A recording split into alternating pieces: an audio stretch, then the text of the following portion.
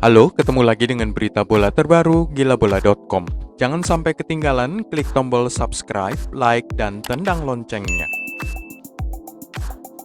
Manchester City mencapai final keempatnya secara beruntun sejak tahun 2018 usai menang 0-2 di kandang Manchester United pada semifinal Carabao Cup atau Piala Liga pada Kamis dini hari 7 Januari.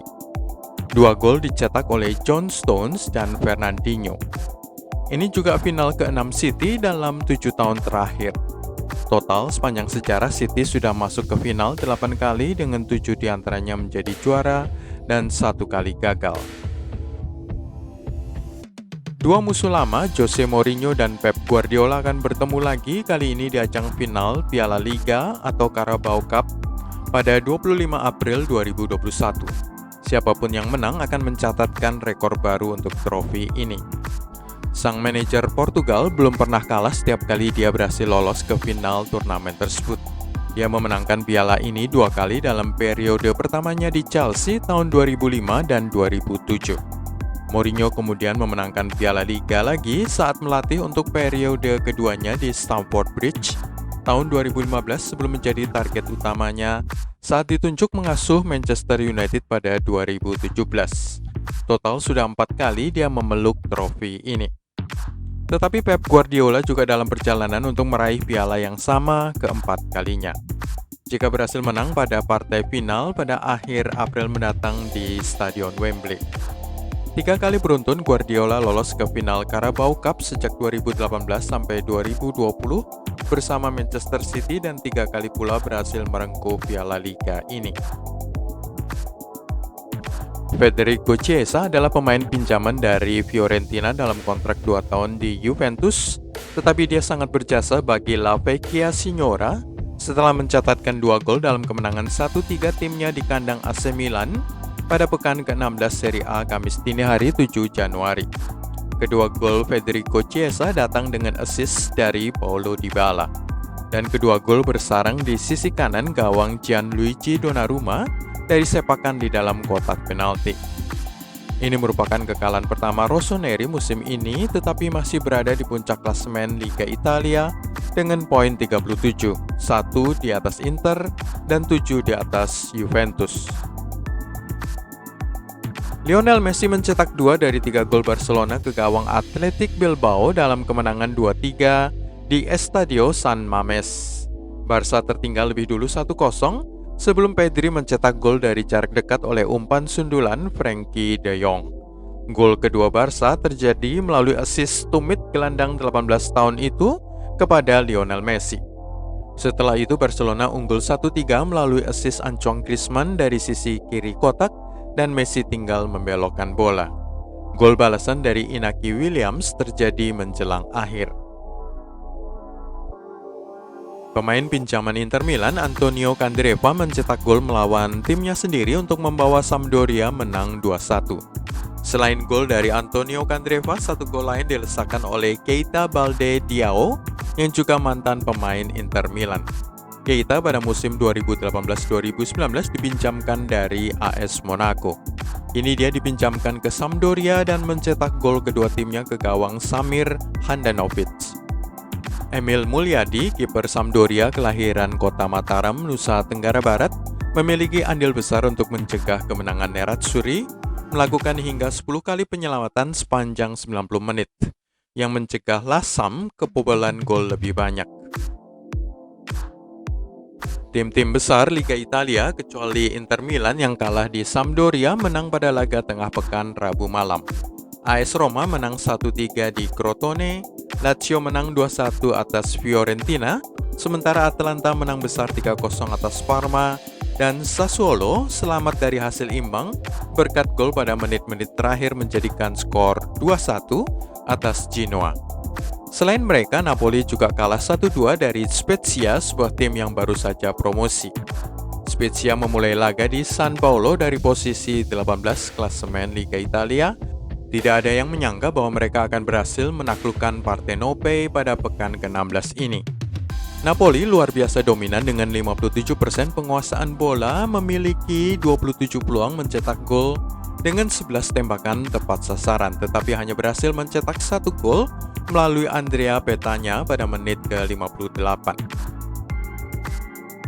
Atletico Madrid kembali menunjukkan minimnya minat menjalani Copa del Rey, kalah 1-0 dari tim divisi ketiga Spanyol Cornellà pada Kamis dini hari 7 Januari. Musim lalu Atletico Madrid tersisih pada babak 32 besar Piala Raja Spanyol.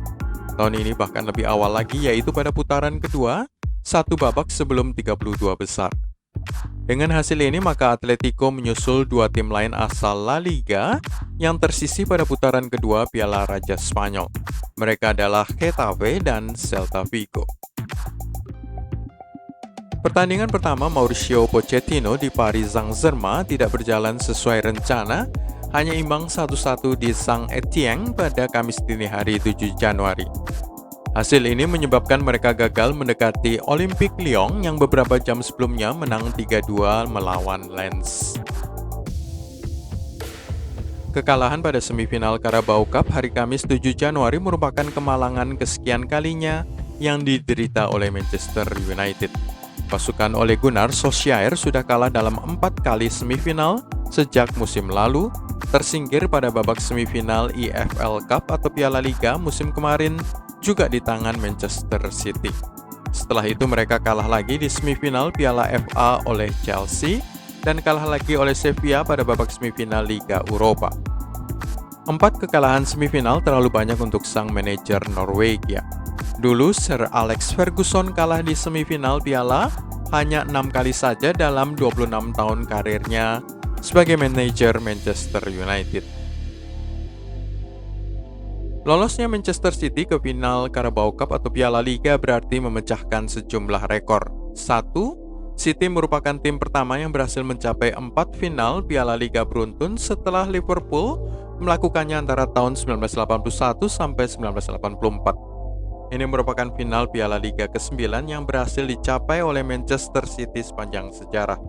Hanya Liverpool dengan 12 kali yang lolos lebih sering.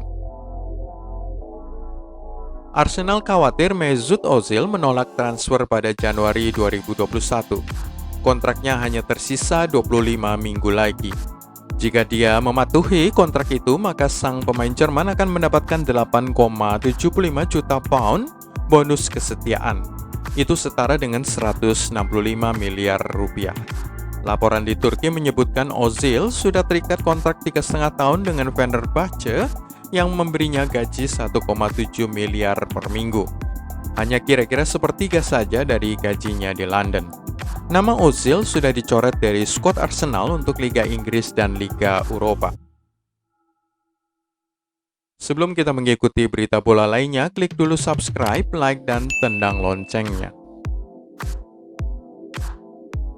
Pertandingan Piala FA putaran ketiga Aston Villa versus Liverpool pada 9 Januari merupakan kesempatan terbaik bagi pasukan Jurgen Klopp membalaskan dendam kekalahan 7-2 di Villa Park pada awal Oktober 2020. Tetapi apakah momentum memihak The Reds? Liverpool baru saja menderita kekalahan 1-0 di Southampton setelah 2 hasil imbang di Liga Inggris, 0-0 di Newcastle United dan 1-1 melawan West Brom. 3 hasil tanpa kemenangan itu terjadi usai menaklukkan Crystal Palace 0-7 pada pertengahan Desember 2020. Total hanya ada 4 kemenangan dari 10 pertandingan terbaru The Reds. Jadi Liverpool sedang dalam kondisi lemah, mungkin kelelahan akibat jadwal yang padat. Namun Aston Villa juga sama, hanya mencatatkan 4 kemenangan saja dari 10 laga terkininya. The Reds 5 hasil imbang, Villa 2 imbang. Liverpool 1 kekalahan dari 10 laga terbaru, anak-anak Dean Smith 4 kekalahan. Namun kita seharusnya tidak terkejut jika The Villa memaksakan hasil imbang dan kedua tim harus melakukan adu penalti setelah 90 menit. Prediksi Arsenal versus Newcastle 10 Januari akan jauh lebih mudah. Pasukan Mikel Arteta sedang dalam performa terbaiknya, 3 kemenangan beruntun. Sementara Newcastle United 3 kekalahan dari 5 laga terbaru, 2 hasil imbang. Arsenal tahu mengejar Piala FA akan jauh lebih mudah daripada gelar juara Liga Inggris. Prediksi skor, The Gunners akan menang dengan 2 atau 3 gol. Manchester United baru saja mengalami kekecewaan kalah dari rival satu kotanya Manchester City pada babak semifinal Piala Liga atau Carabao Cup, kalah 0-2 di Old Trafford. Jadi Setan Merah sudah tersingkir dari dua kompetisi utama musim ini, Liga Champions dan Carabao Cup. FA Cup merupakan salah satu yang tersisa, sementara mereka kini dijagokan menjadi salah satu penantang gelar juara Liga Inggris. Ole Gunnar Solskjaer tahu merebut trofi di kompetisi piala akan lebih mudah daripada mencoba konsisten tiap akhir pekan di ajang Premier League sampai bulan Mei. Jadi Solskjaer akan mendesak anak buahnya untuk menang melawan Watford pada putaran ketiga Piala FA yang dilangsungkan Minggu 10 Januari 2021. Apalagi catatan head-to-head keduanya memihak Setan Merah dengan 4 kemenangan dari 5 perjumpaan terkininya.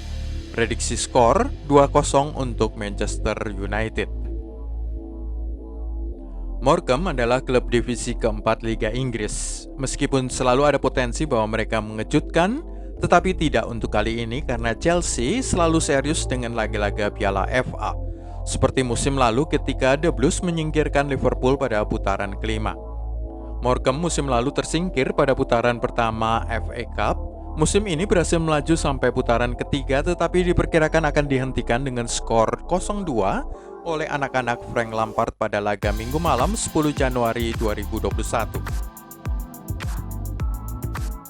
Birmingham City termasuk tim kuat. Musim lalu mereka baru bisa dihentikan pada putaran kelima, satu tahap sebelum perempat final oleh Leicester City. Tetapi Manchester City akan merasa beruntung melihat 6 laga terkini Birmingham gagal berakhir dengan kemenangan. Hanya 5 kekalahan dan 1 hasil imbang. Birmingham menduduki urutan 18 dari 24 peserta divisi Championship, divisi kedua Liga Inggris. Bahkan jika Pep Guardiola menurunkan skuad keduanya pun, sulit mengharapkan mereka akan kalah. Prediksi skor 2-0 untuk kemenangan Sky Blues pada laga Minggu malam 10 Januari.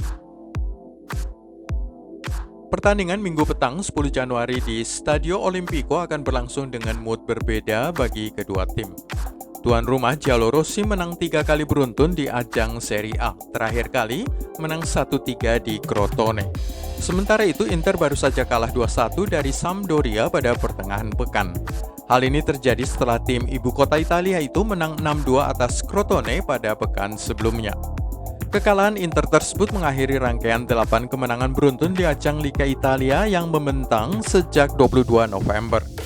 Antonio Conte akan mendesak para pemainnya untuk kembali ke jalur kemenangan, tetapi 5 pertemuan terkini dari kedua tim usai dengan skor imbang.